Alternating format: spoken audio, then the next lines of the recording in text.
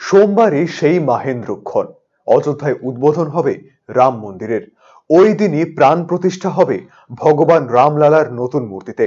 ফলে দেশের বিভিন্ন প্রান্ত থেকে হাজার হাজার মানুষ ভিড় জমিয়েছে অযোধ্যায়।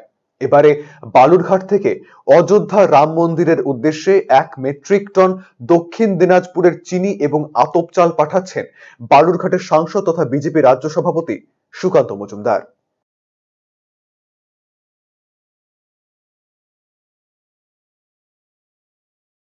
দেখুন, আমাদের এই জেলা চালের জন্য বিখ্যাত। গোটা ভারতবর্ষ থেকে ভগবান রামচন্দ্রের যে মন্দিরের প্রাণ প্রতিষ্ঠা 22 তারিখ এবং তারপরে ভগবানের যে পুজো অর্চনা, তার জন্য গোটা ভারতবর্ষ থেকে দান সামগ্রী আসছে।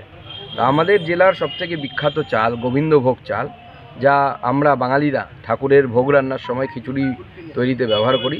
সেই 1001 কেজি চাল আমরা গোবিন্দভোগ চাল পাঠানোর ব্যবস্থা করলাম। এই অযোধ্যায় যাচ্ছে এই গাড়ি রওনা হয়ে গেল এবং এই গাড়ি আগামী দিনে অযোধ্যায় গিয়ে পৌঁছবে এবং আমরা ওখানে অযোধ্যার যে পরিচালন সমিতি আছে, যারা ভগবান শ্রী রামচন্দ্রের মন্দির পরিচালন করেন, তাদের সাথে যোগাযোগ করেছি।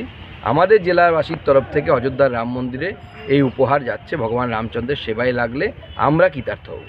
কালকে দিনভর কী কী কর্মসূচি রয়েছে?